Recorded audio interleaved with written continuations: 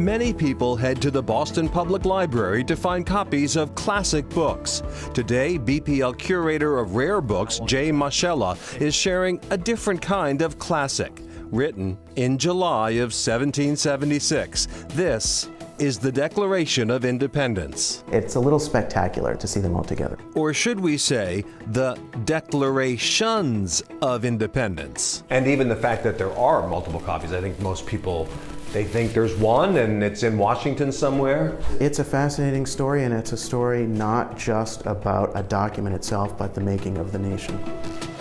To appreciate the significance of all this, you need to look at this. The original Declaration of Independence, handwritten and signed by the 56 members of the Second Continental Congress. You have to remember that that document was signed during wartime. So this famous image, historic fiction? Everyone isn't just sitting around a table. A lot of the delegates have to travel long distances to sign their names to it. During the 19th century, it became faded and used very, very quickly. Enter William J. Stone, a master engraver. In 1820, then Secretary of State John Quincy Adams commissioned Stone to hand carve a hyper-accurate copper plate facsimile of the original Declaration and its signatures. The process took 3 years, and today the Boston Public Library has a rare proof from that plate, printed on paper. This is as faithful to the original document as you can get. Most of us here that think of the Declaration of Independence are actually thinking about this printing.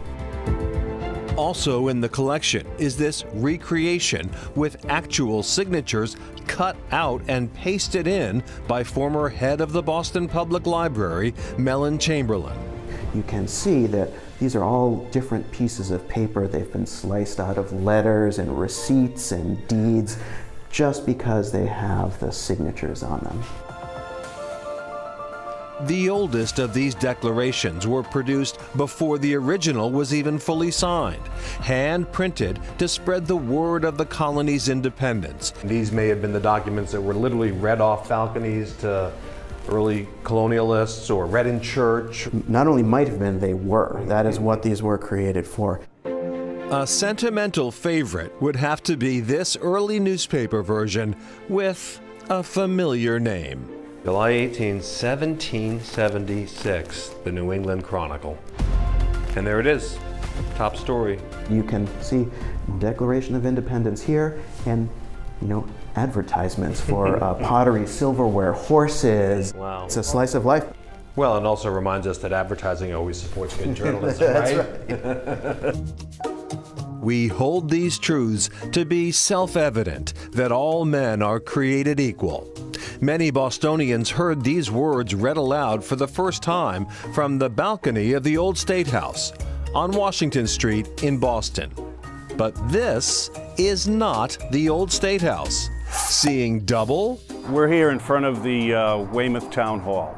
James Clark Jr. is chairman of the Weymouth Historical Commission. This building was built in 1928. They wanted to go with a colonial theme, and they thought the State House would work well. Lou Rocco is Director of Museum Operations for Revolutionary Spaces, an organization that creates programming and preserves the history of the old State House. This building was constructed in 1713 to serve as the seat of colonial governance, and it continued all the way until about 1776 and the Declaration of Independence. It played such an important role during the colonial era and the Revolution. It's flattering, I suppose, for other places to have copied the structure.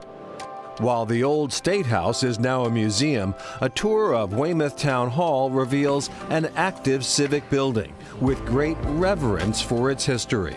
This is currently the Town Council chambers. Pictured here are the town's 5 Medal of Honor recipients, and down the hall, much more. Why don't we take a look inside the mayor's office? It's a Weymouth location well worth a visit and not hard to find. Just look for the building that looks like Boston's old State House. I've looked around, I haven't seen any others, so we are the one.